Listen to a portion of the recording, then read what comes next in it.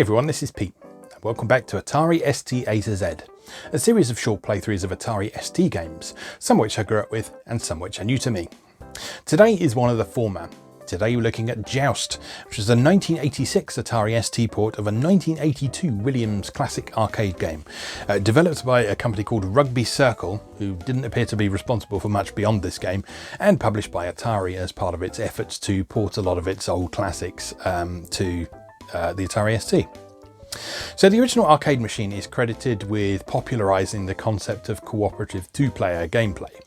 And indeed, a lot of contemporary reviews of the Atari ST version highlighted this fact as very much a positive aspect of the Atari ST version, despite a couple of things. So despite the ST having these horrible joystick ports that were underneath the main keyboard and a real pain to insert and remove controllers from, and also the port coming rather late. So Joust was regarded as a rather strange game at the time of its original release because it had a fairly unconventional control scheme. So rather than the usual 8-directional joystick and a fire button, you had a 2-directional joystick for moving your bird left and right, and a flap button to start flying. And you had a hammer on the flap button in order to flap your bird's wings, and it gave you direct control of how the bird was flying, basically. And that was a deliberate choice by the game's original designers, but Williams were a little bit concerned that players wouldn't latch onto that before they initially released it. But thankfully they were wrong, and Joust did very well. It also became rather influential, so probably the most well-known game that took very heavy inspiration from Joust was Balloon Fight for Nintendo on the NES. And yeah, that may well be a result of the fact that the late Satoru Iwata was responsible for the port of Joust to the NES, and maybe he took a bit of inspiration for that back to Nintendo. Who knows? But anyway, at the same time this ST port was released, there was a somewhat lesser known sequel being released to the arcades. But this was still pretty positively received. It was a good way to play Joust, and it was a good addition to the ST's library of games. So let's go play Joust. Okay, here we are with Joust, the Atari ST adaptation of the Williams arcade game from 1982, adapted by the Rugby Circle. As I say, not a developer that I've heard of since, and if you look at sites like Atari Mania, they don't appear to have done anything else since that time. So, a lot of you watching are probably already familiar with Joust. It's the classic game of riding an ostrich and landing on your opponent's heads. And here on the Atari ST version we have a reasonably solid port. Moves at a good frame rate, it's nice and responsive. The graphics are pretty much identical to the arcade version, which is cool. Sound effects are a bit crap, as they always are on the Atari ST, but the sound effects in Joust were never amazing anyway. So in that respect they're actually quite similar to the arcade version. We do have a little bit of a problem with sprite flicker in this, which was not present in the arcade original. Oops. But I mean, it's not a major problem or anything like that. It's not so bad as to sort of affect gameplay or anything like that. But it is quite noticeable.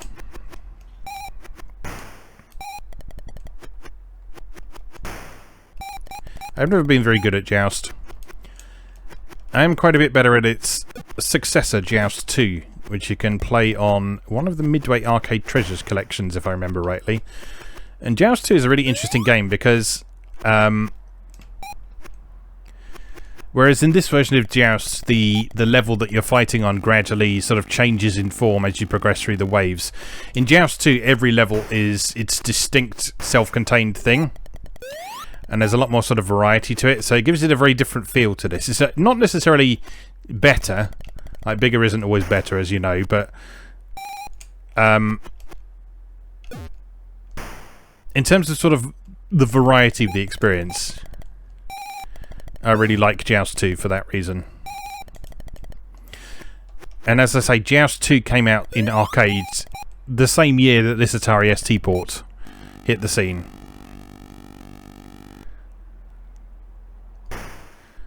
So, although Joust was quite an old game at the point that this conversion came out,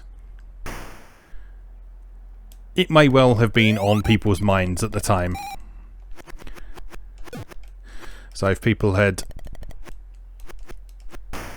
gone to an arcade and played Joust 2 and enjoyed it, they may well have found themselves thinking, oh, I'll pick up Joust for the Atari ST. That'll... Uh-oh. Get him! Get him! Get him! No. Controls. Fighting controls. There we go. Victory.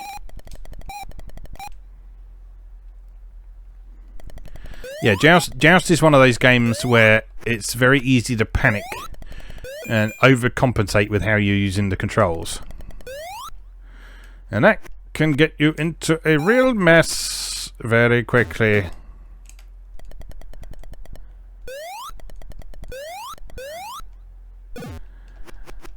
Especially on a wave like this, where you need to be quick in order to capture the eggs and make sure that the enemy buzzards don't get their new riders. But also, if you're running around too quickly, then you're going to make a real mess of things. There goes the middle platform. Oops. I said at the start I'm not very good at Joust. I'm actually doing quite a bit better today than I usually do. So, oh no, he says, dying twice in quick succession.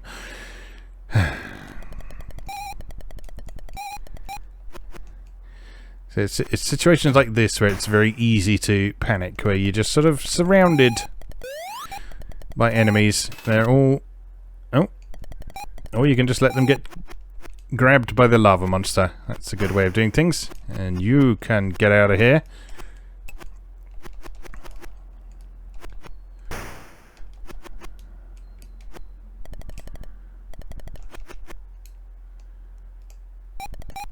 Slow down. No! Oh, you can escape that thing. Just have to really hammer on the flap button.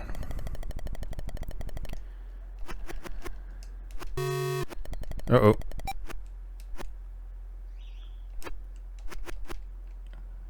You can kill that thing, I think, can't you? It just moves incredibly quickly. And is quite likely to kill you.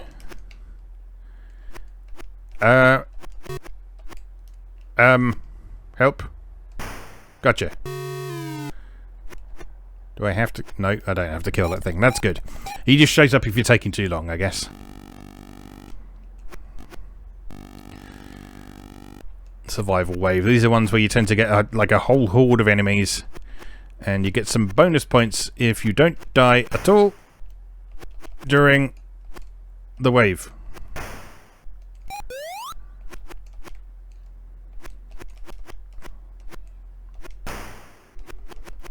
Ooh, I'm not sure I deserve that one. Oh! I definitely deserve that one.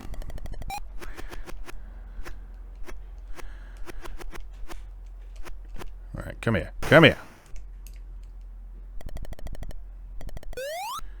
No bonus awarded, because I died, like, in it.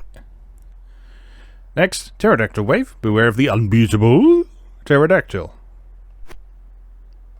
I'm ready.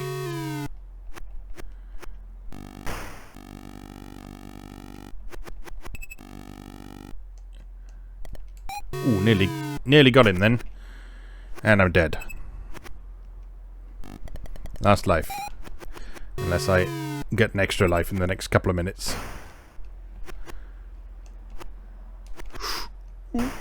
Oh no! How'd you kill him? You have to jump on his head. I can't remember. The game is over. Not bad. Let's have another go.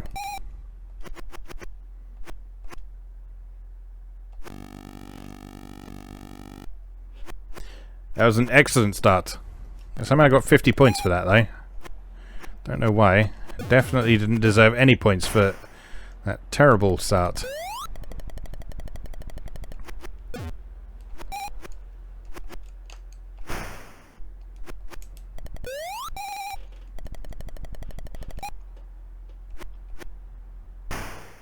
Lovely. I'd say that was a lovely clean first wave, but, well, I mean, you all saw how that started, so... Bring it on! Smash! Smash.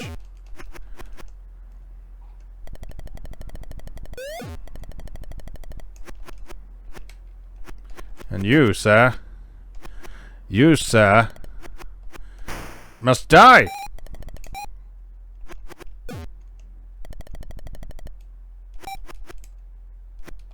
Oh god.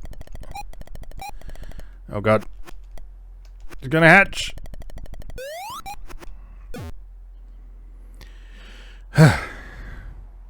Oh, I did actually survive the survival wave that time. That's something. 3,000 bonus points just for that. Next.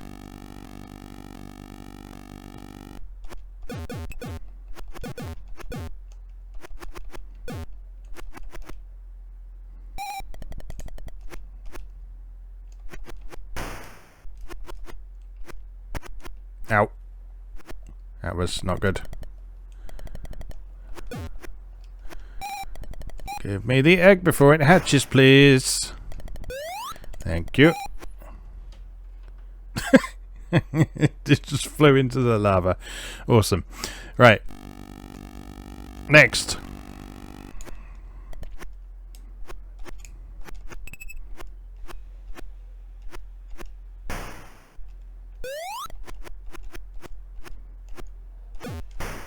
Ow.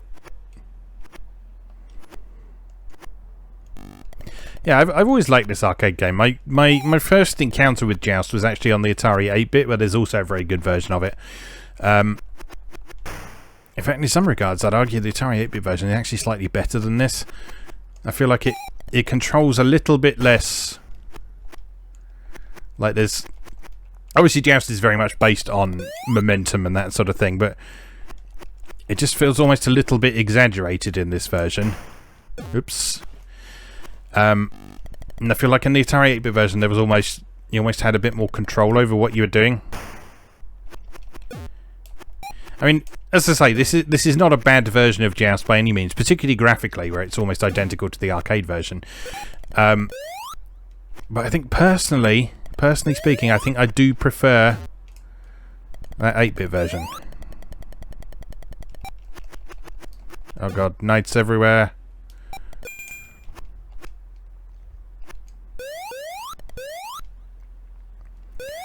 Pick them up. Oh, nearly got all of them. Smash. There we go. Alright, not doing too bad. Not doing too bad. I actually quite like it when that middle platform gets out of the way because it gives you a lot more space to maneuver around the top of the screen. As before that, it's quite cramped up there. Ooh, that was... No! I was about to say that was close, but it wasn't in the end. Oh god. Oh god. No! Oh! Oh dear. Oh dear. My game is over. One more try. Just one more try. Just one more try. The pitiful cry of the 80s arcade gamer.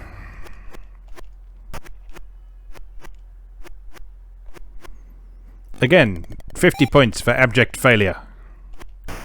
I don't need your pity points, Joust. I know when I'm beaten.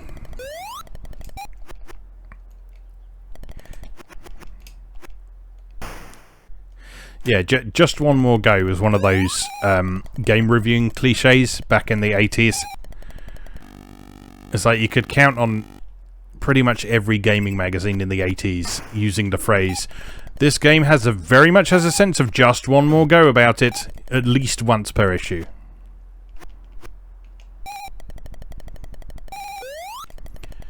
People did at least know to use the word addictive rather than addicting, though.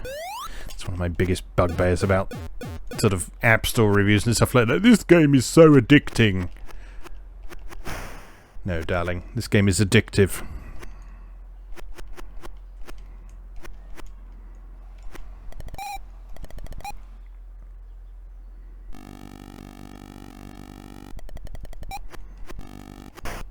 Oh, piss. Why do I do this to myself?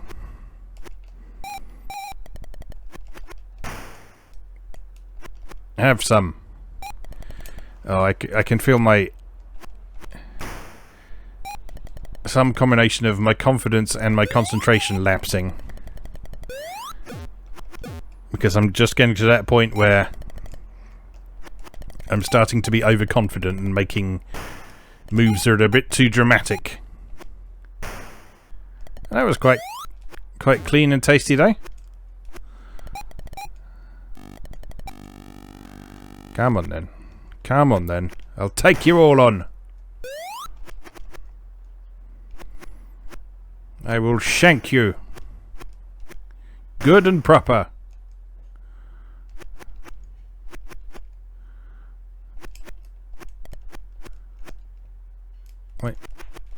Wait. Why is this happening to me? There we go. 20,000 points and an extra life. Lovely. Right. Get those eggs. No. Oh god, so many birds, so much slowdown.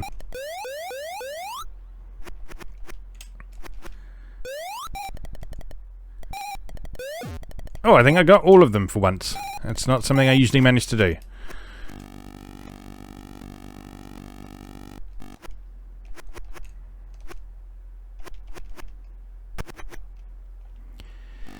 Yeah, although this game gets quite intense, there's something oddly... Whoops. Sort of soothing and relaxing about it. Just the sort of gentle motion of the birds flapping around the screen, and the way that you sort of... The way that you sort of gracefully drop onto an enemy's head and knock them off. Very satisfying and enjoyable. Part of the reason why this game is such a timeless classic. Although not one you tend to see talked about all that much these days. It's always been one that's appreciated, but it's... When people talk about classic arcade games these days, you tend to find a lot of people talking a lot more about sort of classic Japanese arcade games. And Joust is very much an American production.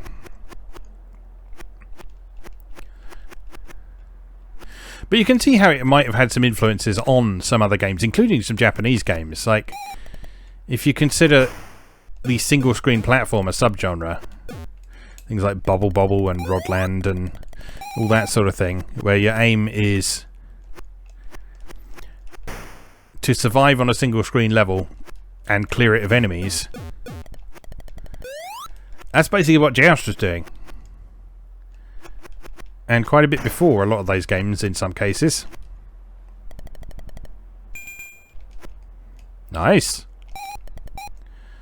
40,000 points. Pterodactyl Wave. Oh, this is where we got to before, wasn't it? How do you kill the pterodactyl then?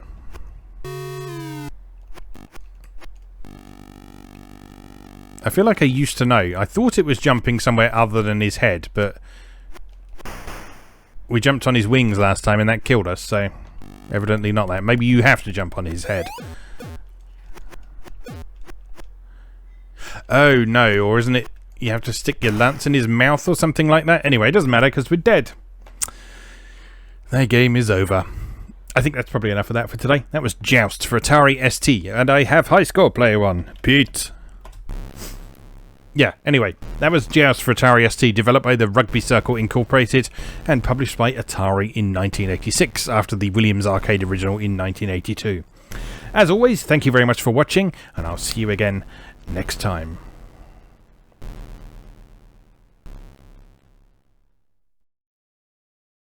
Thanks for watching. If you enjoyed this video, please help out the channel by leaving a like or a comment and subscribing.